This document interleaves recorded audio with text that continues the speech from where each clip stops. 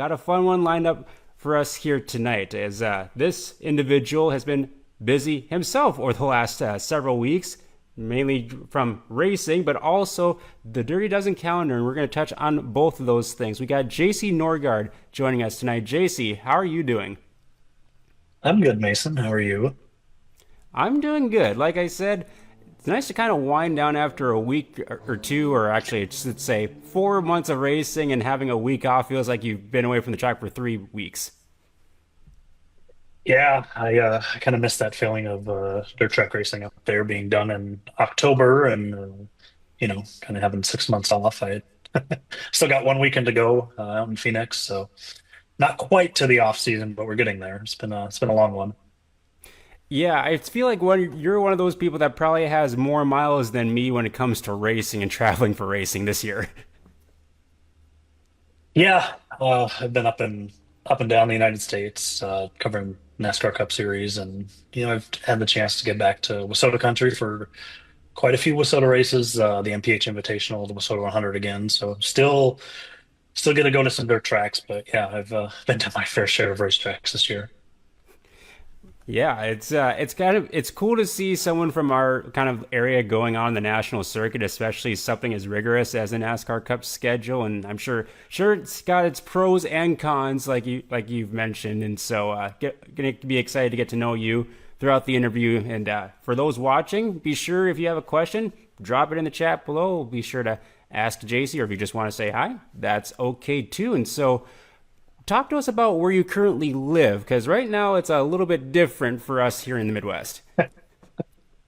My wife Michaela and I, we live in Harrisburg, North Carolina, which is about 15 minutes from the Charlotte Motor Speedway. So we moved to North Carolina in the fall of 2021, and we've been down here ever since. So I came down to explore opportunities in racing, and she actually works for a sister company of Charlotte Motor Speedway. So she's more famous in racing than I am. So, but I started doing the World of Outlaw late models in 2020, and then signed on full time with them in 2021, and then decided to move down here just for travel and logistics. It's a little easier to do a lot of the races when you're down here, and then also it's where you need to be if you want to try and make it in NASCAR. And that was the goal, and it came together a lot faster than I thought. And it's nice here in the winter. I will say we're coming back next weekend for the national banquet, so I'm hoping the weather's somewhat decent. But it's nice when it's like 60 here and it's cold there. So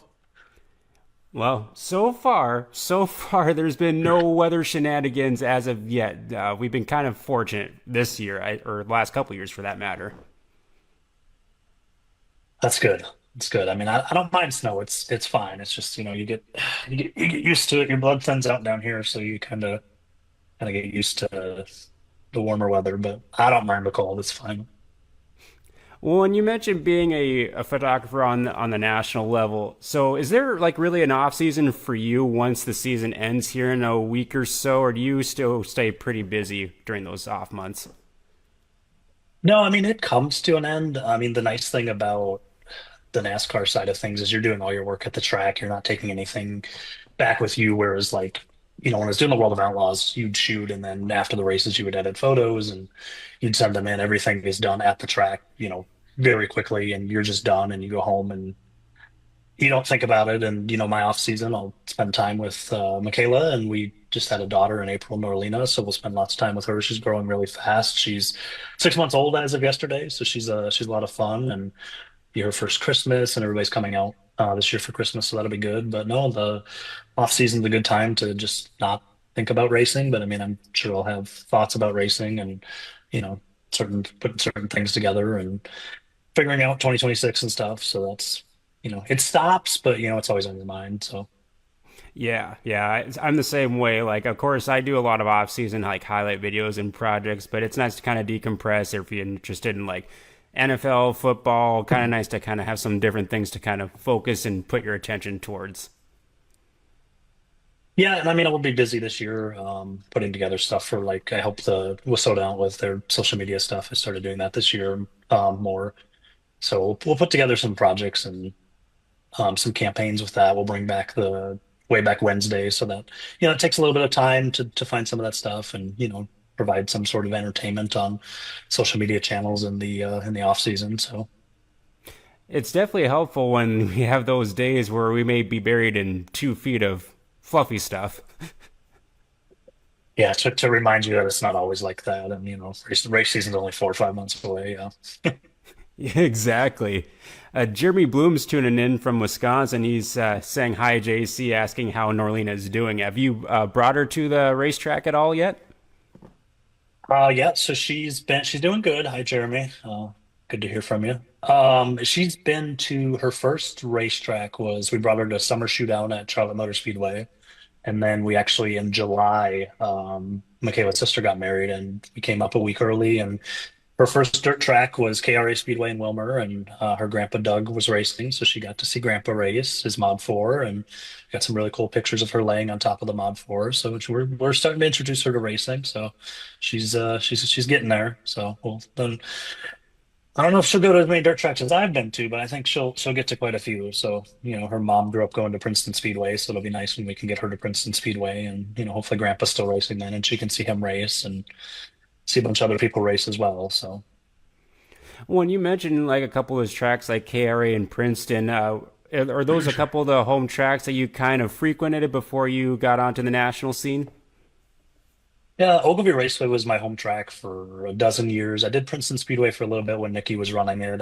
I did Wilmer off and on for a couple of years, but I mean, I would do Wilmer Thursday, Princeton Friday, Ogilvy Saturday, Granite City Sunday, and travel around here and there, but mostly stuck to those four. So it's pretty cool to go back to Wilmer. That was the first time I'd actually been back in 10 or 11 years. So it was pretty cool to see the walls aren't yellow anymore. That was kind of that was a little like you're so used to those yellow walls. You're like, oh wow, these are not yellow anymore. So no, it was cool to get back there and see that track and see a couple people race. So. Yeah, and like around that area, you can have like all sorts of racing throughout a weekend. They're so kind of close together between the 2 or 3 tracks like Princeton, Ogilvy, and Granite. So you had a really nice pick of the litter when you wanted to go on a racing adventure for a weekend. Yeah, I grew up in Minneapolis, and within an hour and a half drive of my house, I mean, I had 10, 11 racetracks. And I mean, I think that's a nice thing about the Wissota region is wherever you are, usually you have a handful of tracks and multiple options each night, which, made rainouts fun. Before my race pass and before like, social media, that was always kind of fun to like, find a race to go to. And like, I think now it's a little easier to see who's raining out and stuff, and you're not like driving halfway across the state to go to a racetrack and finding out it gets canceled. But that's the nice part about the region is there's plenty of racing options. So Yeah, what's it like over kind of in the Charlotte area? Is it mostly asphalt or is there a good mix of dirt tracks as well? it's mostly asphalt. I think before we moved down, I had put together like a spreadsheet out of curiosity, and I think there's 12 or 13 asphalt tracks, and there's maybe half a dozen dirt tracks, and like they're not the best quality dirt tracks. So like Um, even your worst night at like a upper Midwest dirt track is a lot better than your best night at a Southern dirt track. I mean, it's different clay and it's different track prep procedures, and I mean, you've probably seen it where there's tracks running 13, 14 classes, and like it's a different it's a lot different. So it's you have a lot of gratitude for the racetracks that you're accustomed to, and like racy surfaces, 2 and 3 wide racing. And I've been to some racetracks where it's like one lane rubber at the bottom, and the fans still love it, but I'm just like, man, I've seen a lot better than this. So it's cool to kind of have that perspective of you know growing up in just a plethora of awesome dirt tracks, and then going to different dirt tracks around the country and seeing how truly good that you have it in your home region, just facility wise, racetrack wise, driver wise. Look, it's pretty cool that what we got going on in Western country. Well, and that's what I've heard too, especially, some drivers kind of go down to like Arizona or like Florida during the winter and they say like, it's a fun experience, but they kind of get a better idea that we were pretty fortunate here in the upper Midwest with all the tracks we got. We have some really good facilities, and I know the track crews up here all work hard. And this summer was so tough with all the weather and rain that we had that it was tough to kind of get like a consistent like track at some of the various facilities. But yeah, we're really fortunate to have some really good racing up here. Yeah, I mean the Westota region, Minnesota, Wisconsin, North Dakota, South Dakota. I mean, there's just a lot of incredible racetracks that like you don't realize it. I think when you're there and you're going to them, and you kind of take it for granted, and then you go elsewhere and you're like, oh man, we rained out. Like, where can I go? And there's maybe there's not another racetrack for a while. Or the weird thing that we found down here is like, Minnesota, Westwood area, you'll race 4 or 5 nights a week. I mean, down here, it's like you race Friday night or you race Saturday night. Like, there's no 2, 3, 4 nights a week. There's no Sunday race, very rarely. I mean, it's a little different down here, but so it's nice to have those tracks up there and have the facilities that you have and the drivers that you have, and it's good. We got a good thing going up there, so it's proud to be from there and proud to go to some of those tracks. And even when I was on the World of Outlaw late model tour, like that was my favorite. Like being back home, it's great, but just going to some of those tracks, knowing that like, okay, this is gonna be a good racing. Like I'm excited for this one. Like I've been to this track, I know what it's about. Like this is awesome. Versus going to some of them in Kentucky and Alabama and being like, oh well, see how this goes. I guess we're qualifying at 9 o'clock. Okay, that sounds good. Oof. Yeah, I'm sure there's some wild cards out there. It's just like, oh boy, this ought to be an interesting night, and maybe not the great way either. Yeah, I mean the one thing that I think is universal, whether you're at a Wasota track or you're at a track in Alabama, is like that people love racing. So like to them, like that's just normal, right? Like, oh, we're gonna hot lap 8 divisions and then we're gonna have heat races and opening ceremonies, and opening ceremonies are 8:30, and I'm like 8:30, like I go to a Proctor on a Sunday night, like back in the day, like I'm leaving at 8:30. Like you're starting opening ceremonies at 8:30. So it's kind of weird, but like the people love it. Like they're just like, what do you mean? There's something other than this? Like you guys run an efficient show? What? So it's that's kind of a cool universal thing, and to just see the passion that everybody has, regardless of if you have a 14 division 8 hour show or you have a 5 division 3 hour show. So it's cool to see the passion for dirt track racing throughout the country. Absolutely. And since we're on the topic of tracks, Wally Mock checking in, saying hi, and he's got a question for both of us. He's wondering, what is your favorite track to shoot or a bucket list track to shoot for both of us? Ooh. Favorite track to shoot, dirt track racing would be River City Speedway in Grand Forks. It's just really incredible. No walls. There's a lot of cool different angles there. Asphalt, it's got to be North Wilkesboro Speedway. I was there for the revival race a couple years ago, like when they threw the lights on for 96 and we went racing, and it was sketchy, but I mean, there was 20,000 people there.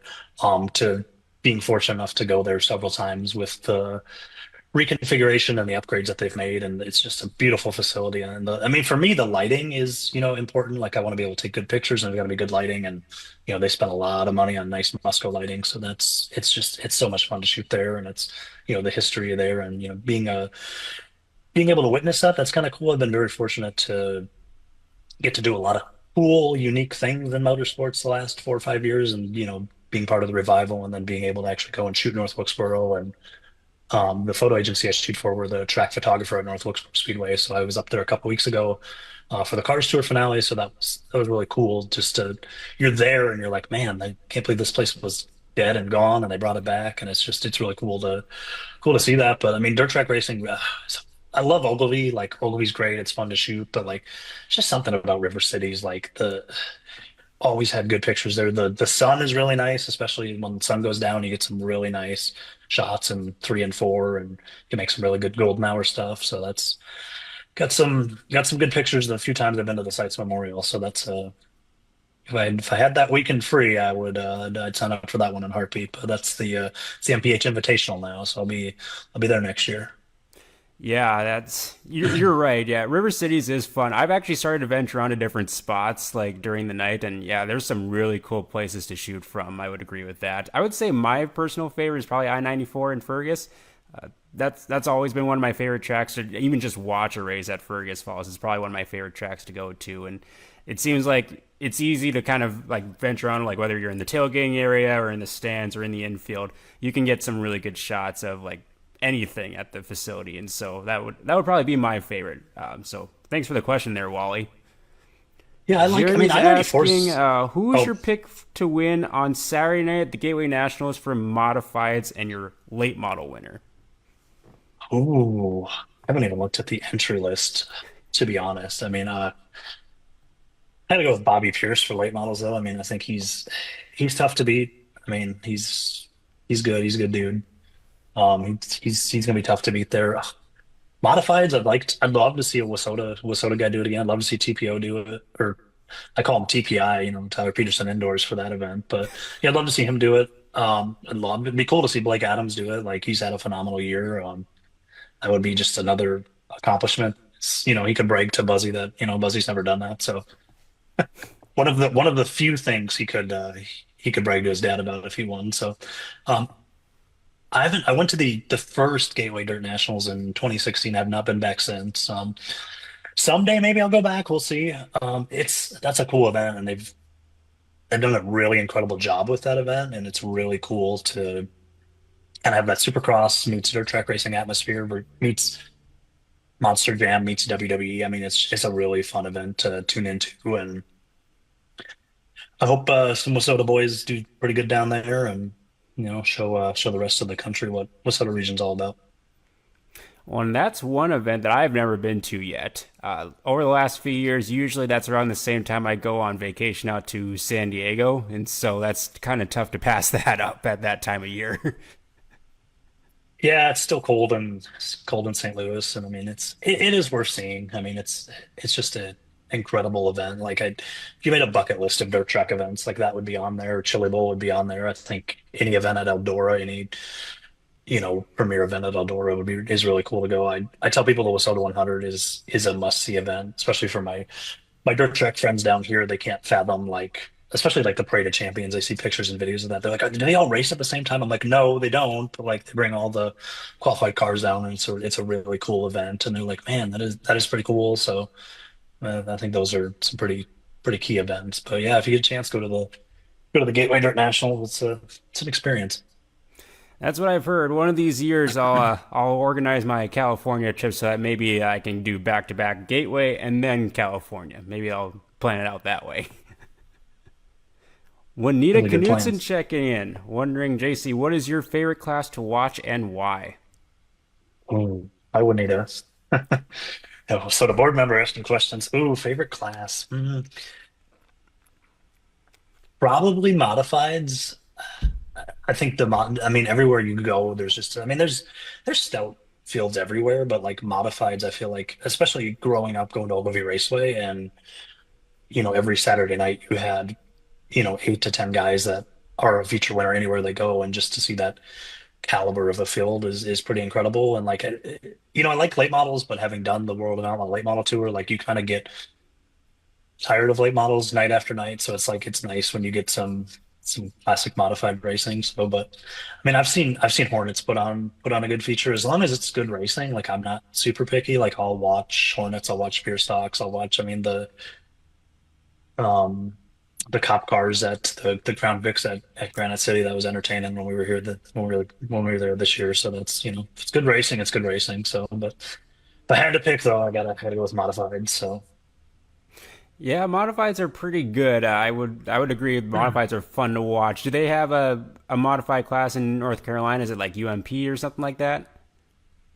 Yeah, I don't know the specific sanctioning, but yeah, they have modified. So the World Short Track Championships is at the dirt track at Charlotte this week, which is like it's almost their version of the Lesotho 100 meets the IMC Super Nationals, and they have like nine different divisions. And like I've shot it a couple times. It's a lot of racing, but it's pretty cool. You're at for the racers, you're at the dirt track at Charlotte Motor Speedway. So that's kind of a really cool and unique thing. You get to race at that track, and it puts on some pretty good racing, and you get some heavy hitters. I know Nick Hoffman runs it a lot, and you get people that will hop in a car and tool around. And then the cool thing is it's right before World Finals, so you get a lot of the drivers that are racing World Finals just hanging out and watching or helping in the pits. And so it's kind of, for a dirt track fan, it's kind of a cool event. It's you get to see a lot of racing, and you get to see the dirt track at Charlotte. So Yeah, that the racing's winding down, but yeah, those couple weekends in Charlotte would be fun to kind of spend a couple weeks down there just to kind of experience it all, and then on your off days you can go and tour all like the NASCAR shops in the area too.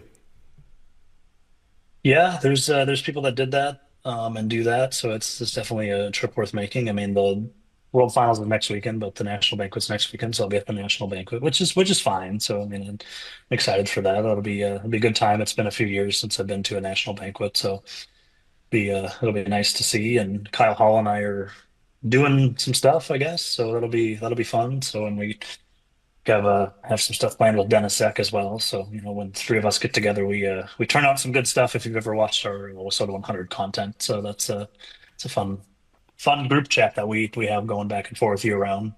Oh yeah, oh boy, the ideas you guys come up with. I'll be interested to see at the banquet how that looks like. We Yeah, need I to mean, ask another there's question, but I'll wait uh, to ask that here in just a minute or two.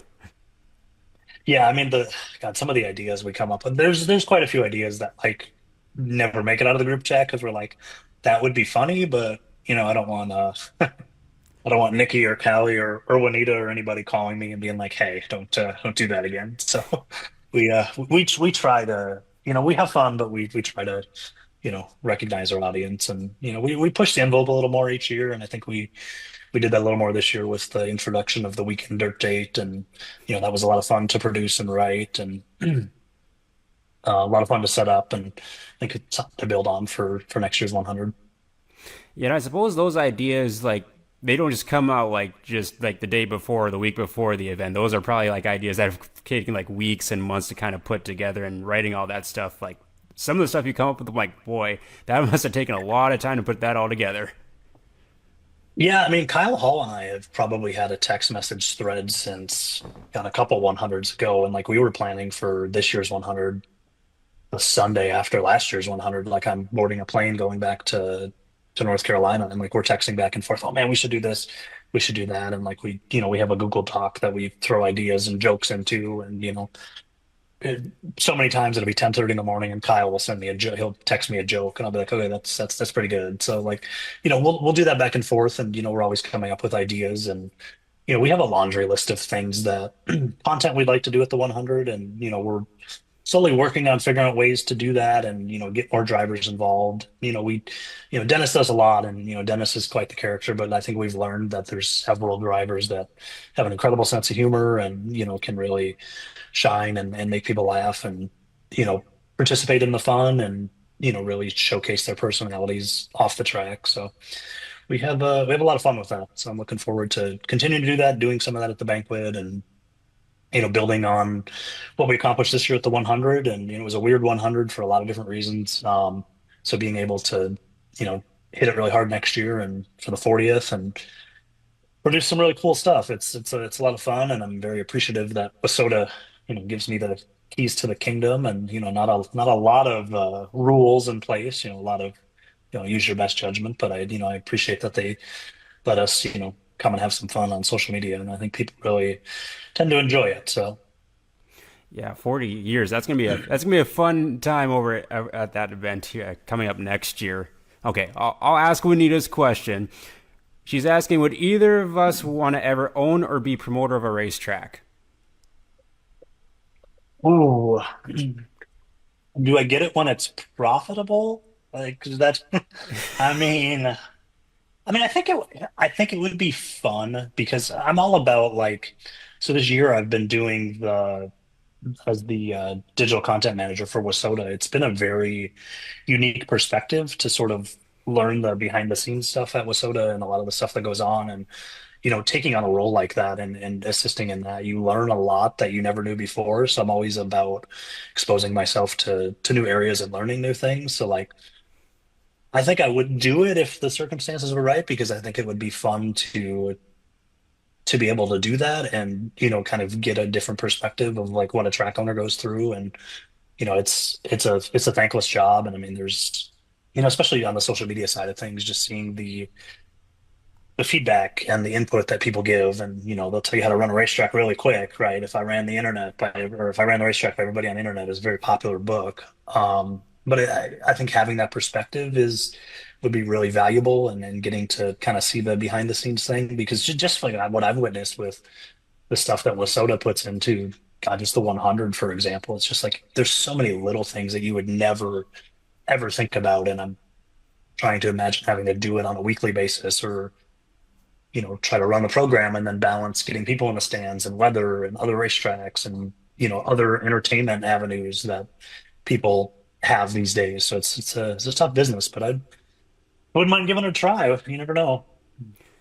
Yeah, I've kind of been on that learning experience as well, mainly because I kind of help promote the street stock tour and kind of seeing what all goes into just a smaller aspect of promoting, whether it's like, formulating a schedule, making sure that all the drivers are informed on what's going to happen at the racetrack, what order of events are, things like that. And kind of just the little things like, oh, this issue came up. It's like, oh, geez, how do we deal with this? And so it would be a fun challenge. Being around a lot of the promoters, I agree with you. A lot of things that the typical race fan or race driver probably doesn't even know about that they have to handle on a weekly basis, and so won't rule it out in the future. But for right now, I'm good with just helping promote a tour and doing whatever I can to help spread drivers' names and just help the sport of racing as a whole.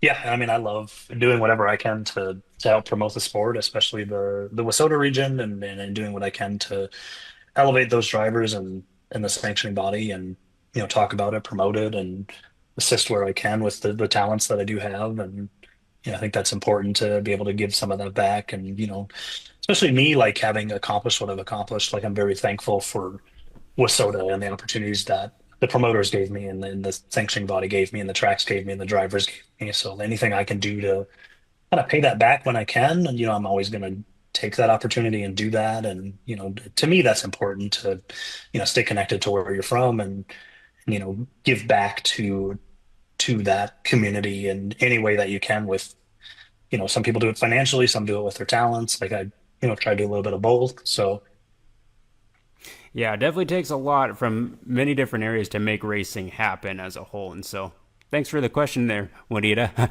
I hope you're not asking me to help promote the Fiesta City Speedway next year because I don't know if I have that much bandwidth to do that right now. Mason Mason and I are going to promote Fiesta City. Juanita's going to go on vacation. It's going to be great. Yeah, Yeah, we'll be would be be, fun. be calling I won't be, lie. It will be would be fun. be calling her on Saturday morning. Like, yeah, you need to come back. No, Julian Fromke saying hi, and then we have Carol Frederick saying hi. hello, Carol. She's wondering if Norlina is going to make an appearance tonight. Well, she might. You never know. Would be her first interview appearance. So when she's talking, I think she will. She, she's going to be the new CEO when she's old enough. So I'm just the Michaela's the CEO now, but when Marlena's old enough, she can take over, steer us in the next 20 years. There you go. There you go. Oh, Wendy is signing us up. Oh boy. Oh boy, we're in for it now.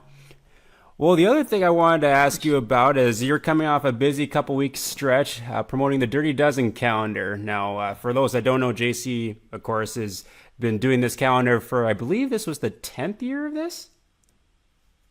The 10th edition, the first one was in 2014. We did the first one, and then we took a couple years off because I made a documentary, Dirt Track Confidential, with Dennis Zeck, Landon Atkinson, Jody Belfi, and Justin Bagonis. And then I think 2017 we brought it back. I think 2017 we brought it back, and we've been at it ever since. So it'd be the 9 straight years, but yeah, the 10th overall. So it is a crazy 2 3 week process of organizing it ahead of time, and then the actual calendar contest itself it's crazy. Like it, yeah.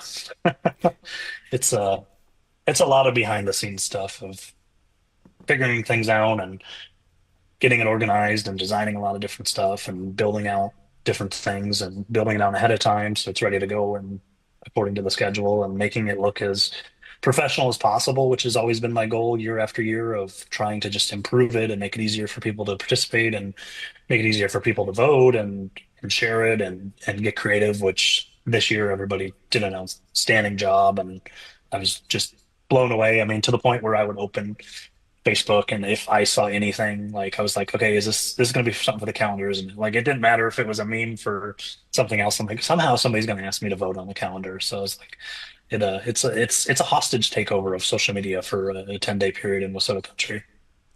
Yeah, and it seems like well, because I think I've had the calendar at least in my apartment for at least the last 5 or 6 editions, and it seems like the last 2 or 3 years, like this campaign is like blown up. Like it's gone like a full fledged competition between the various race teams on trying to get votes and just providing like all sorts of like content and just eyes on like racing as a whole. So it's got to be pretty cool to see from your perspective.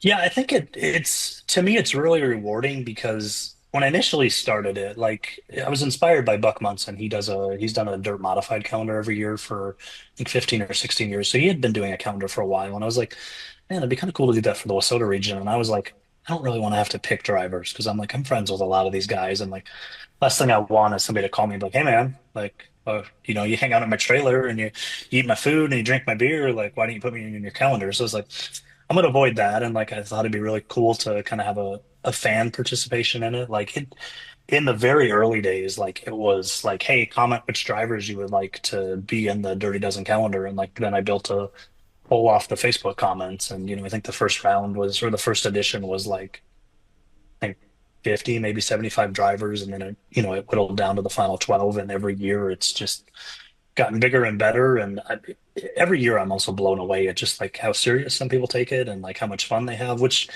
when I did it, the goal was to like show people like how effective social media can be if you use it right. And like it's a free tool for everybody that, it doesn't cost anything to use Facebook and Instagram and Twitter and TikTok and to promote your sponsors and promote your racing program. And a lot of the teams have really taken that and they've run with it. And I mean, Brandon Kopp is a great example. The work that him and his sisters have done is incredible. And, their social media presence is awesome. And they're doing something often and thanking their marketing partners and their sponsors. And he's got a lot of them on his car to show for it. And, I think just the creativity that people come up with for it is awesome. And the last 2 years I've started using data analytics to kind of dive into the behind the scenes stuff and see what works, what doesn't work, and you kind of learn a lot more about the calendar and you learn a lot more about the voters and ways that people can get better at the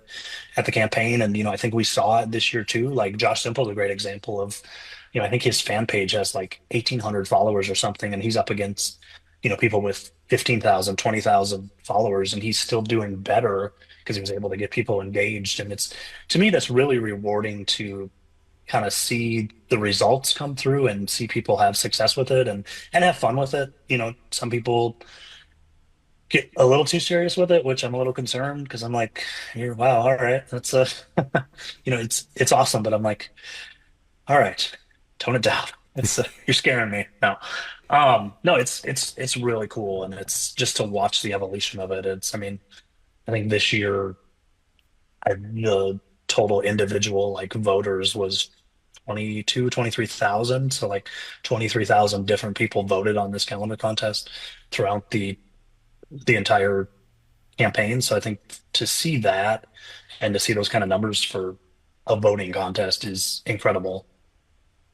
Yeah, and a lot of these drivers and teams that have kind of gone on this calendar with the most votes and everything, like I can tell, like even like before the calendar competition even started, like a lot of these teams have been doing a lot of great work on social media promoting, life in the race shop or life on the way to the track and then at the track, and not just like the results and like how are they doing or where they're at. They do a whole bunch of different little things to kind of see what kind of like the dirt racing life is. And so that definitely helps when it comes to this competition, that they kind of have like an idea of like, okay, how can we get people to engage, how can we get people to interact and kind of support us. And so it's fun for me, especially because I'm like you, I know so many people in the racing community. It's like I don't know who I would pick to put on a calendar, but I know who's putting in a lot of work to do so. So kudos to you for pulling that off, because I saw like this year, for instance, you had to make a little modification to like the whole voting thing and add in a little extra layer of security too.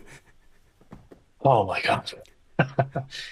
Yeah, that was the website that I use, Crowd Signal. Like they have a lot of really good controls to prevent people from voting multiple times. And like I mean, people have figured out like, oh, if I clear my cookies and like I delete my browsing history or I use a VPN, like I can vote multiple times, which is like it'll let you vote like it'll let you vote 100 times. It's only going to register one vote though. Like it's smart enough to know all of those workarounds, but like if you're smart enough to kind of circumvent some of that, you can get around it. But the nice thing is like they have layers of security that they can quickly identify, okay, somebody's trying to game our system. And, I the first time ever I had that's happened. I mean, in the 10 iterations of this is the first time anybody's ever tried to do that, which I was like, it's a calendar contest is meant to be fun. Like I could see if like, there was prize money or something. I'm like, I can't believe somebody took the time to build some sort of automation to consistently vote. And I'm like, okay, that's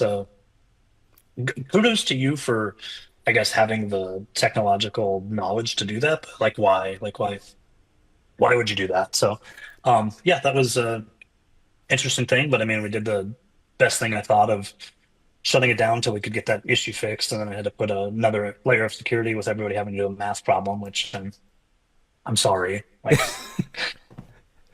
So even my like, wife dang, I was got to like, think really? I back to gotta, like my yeah, mad minute exercises with these yeah. math questions. Yeah, and some people sent me some like I think Dennis Zeck had one that was like 1 + 1 = 2, and I'm like, what are the chances that like he would get that one where he's trying to vote and his numbers two? So like I thought that was pretty cool. But I'm always looking at ways to improve the contest and make it easier to vote. And it's I'd love to get to the point where you could do text to voting like Dancing with the Stars kind of does like that. That would be kind of fun.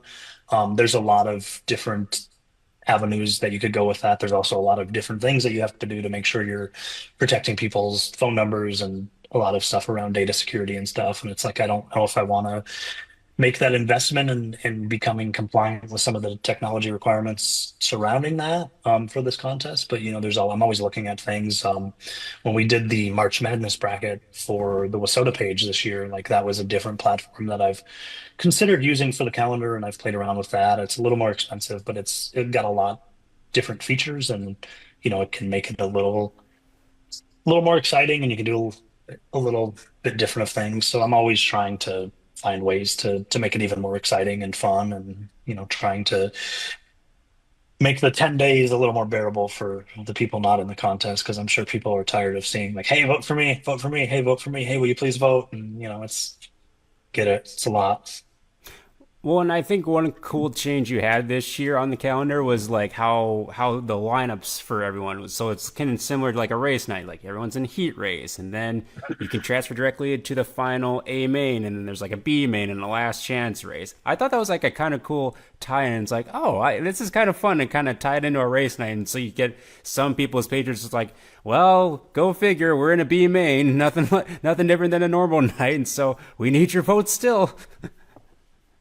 Yeah, this year was the 10th edition. So since last year's contest ended, I was thinking of, how can I make this, I want to make the format exciting, but I also want to make it where, for anybody that participated prior to this year, like the first round and even the second round was really tough because like you had a list of 240 or 120 names, and it's really hard to go and find your driver. And, I think it turned a lot of people away. And, there's people that are dedicated and they're going to scroll down and find their driver. And the system is one of the security features. The system set up to randomize the order, so you can't set up any sort of automation to pick driver A that's third in line. So it randomizes it each time. So when you have a list of 240 people, that makes it a little more difficult to find. So I was like, I need to find a way to make the format exciting. And I also figured if you kind of have a smaller group, it also allows different drivers the opportunity to shine. And I think we really saw that this year in the initial results and even in the final results. I mean, there were some heavy hitters that have been in the calendar quite a few times that did not make the final 12. And like even I was, watching the results because I would watch them not religiously, like I wasn't sitting here refreshing, but I would watch them and it was, analyze have the data analyzed, and I'd be like, interesting. Like this is different than what I'm seeing, but I think it speaks to the creative aspect that came out, and I also think it kind of speaks to the format. And there's in the post analysis when the off season's here, and I can really look at the data. Like I am curious if there's anything to do with the having the first round bye, and whether some of the people were still engaged on their social media channels in between the rounds, and if that had any effect. So I'm kind of kind of nerd out a little bit with some of that data, but it's, it's really fascinating because you can learn different things and then apply it to your own social media. And then I can apply it to the social media that I do for Wasota and my own social media on my photo page and stuff. So it's a lot of learning that comes out of it, but it's also a lot of fun that comes out of it too. But it's a process. Yeah, and it's not nice for you that now it's in the rear view mirror, and now you get to focus on the calendar sales and everything, which I believe it's on a pre-sale, or are they like actually for sale now?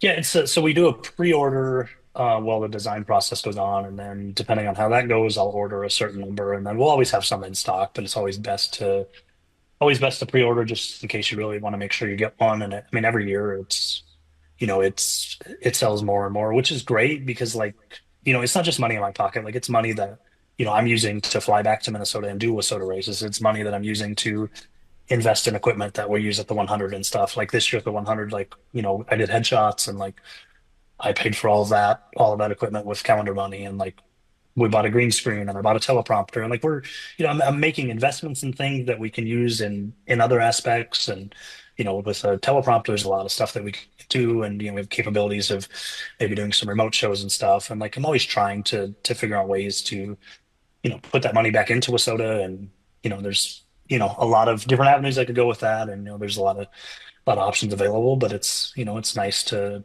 have the support of the Wasota community and with the calendar contest. And everybody, there's people that have ordered every year for 10 years, and that's, I really appreciate that and the dedication. And I'm sure like me, it's the calendar they have hung up on their wall, and they write on. And it's kind of cool. I'm looking at Dennis Eckler October of this year's calendar, or the 2025 calendar, so I got to stare at Dennis for one more day at least, and a couple more days. So yeah. Yeah, it's my calendar is way in the background, but that's the Dirty Dozen calendar hanging out back there too. So yeah, I've got mine all pre-ordered as is right now. And so before I let you go, one of the last questions, I probably should have started with this question when we started, but photography. How did you get started with photography, and specifically like dirt racing photography? So I grew up going to asphalt races. My dad raced figure eights for 30 some years. And when I was younger, he was towards the tail end of his career, and he quit racing. And then the towing company he worked for started towing at Cedar Lake Speedway. And he would bring me with, and I would be in the infield every week. And that got kind of boring, just sitting in a tow truck. And it was cool like when you're 11 or 12 to like you feel like a superstar because you're like in the infield and you get I met Dale Jr. when I was like 13 or 14, I think, and that was really cool at the time. And um, so you kind of get to just hang out in the infield. And like I just decided one day I had a little point and shoot camera. I was like, I'm just going to take pictures and see what happens. And it's just like racing where like you start getting involved, and you buy your first camera, and then all of a sudden you're spending money, and you're buying new stuff, and you're getting new lenses and new cameras. And it really did a lot of dirt track racing and started shooting at Ogilvy in their first year in 2009. And I think I sent Nate an email in like June or something. And I was like, hey, I'd love to come take pictures. He's like, sure, come on out. And like, I stuck with it for 10, 11 years, and, got the opportunity to go to a lot of racing events all around Wasota and meet a lot of different people a lot of people that I would consider family, and really close friends. And, you develop relationships with people, and you meet other photographers. And, there's a lot of really incredible people in Wasota land. And just worked on developing my photography. And randomly ran into the PR coordinator for the World of Outlaw late models one night at Ogilvy, and did a couple races around the region for them, and then did a few more in 2020. I think COVID really helped because like racing was so weird, and like the World of Outlaws had so many races in like Dubuque, Iowa, or excuse me, Davenport, Iowa. And like I did those, and traveled around the country with them. And then signed on with them, and started doing the late models. And one of my good buddies, Chris,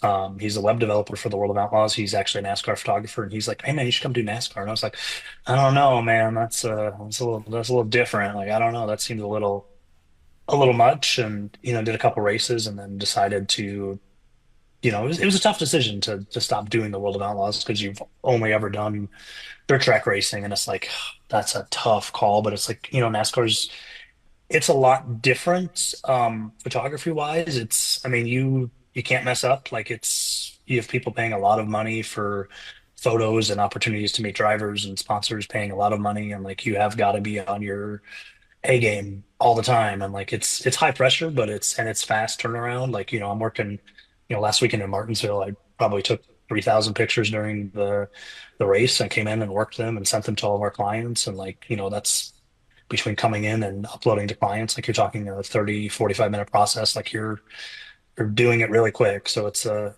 lot different than, the early days of going to Princeton and throwing my camera bag in the car and having a sun drop at Pagonis's trailer. And, it's it's different, but you learn to adapt, and you learn to perfect your skill. And I'm always working at it, and I'm always trying to be better and trying to figure out how to be a better photographer and learning new things and trying new things. And it's a constant learning process. So Well, and I always appreciate seeing you at the track because like you provide like a different perspective with a lot of your photos, which I find really cool. I think you do a really good job of just capturing so many different things and so many different aspects of the race event itself. And I know I'm not the only one that thinks that. Lisa Wren just checked on in and said, "Thanks, JC, for being an inspiration for all photographers and being great to work with." And so definitely cool to see you when you are able to come back to the Midwest and hang out with us. Like Colin Nelson also checking in.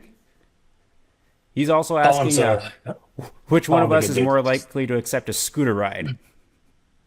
Ooh, probably Mason. I don't. Colin whips around on that scooter really fast. I don't know. I'm not as young as I used to be. I don't know. I don't want to fall off the scooter. No, Colin's a good dude. Wasota has a lot of like Lisa's really good. She's awesome to work with, and Wasota has a lot of really good photographers, a lot of really cool people, a lot of young people, which I'm glad to see. Up and coming, Brady, Carter, Hudson, like a lot of young kids like getting involved, which is so awesome to see because I'm like, when I was growing up, it's like all the photographers are older and like, nothing wrong with that. But I'm like, it's nice to see a new generation of people taking it up and doing their own thing and perfecting the craft. And there's so many talented people in Wissota, and we were really fortunate to have a lot of them at the 100. So it was really cool to see everybody there and see some of the work that came out. And it was, it's pretty cool. And you get a little competitive because you're like, man, that's a cool shot. Like, wish I could have done that. And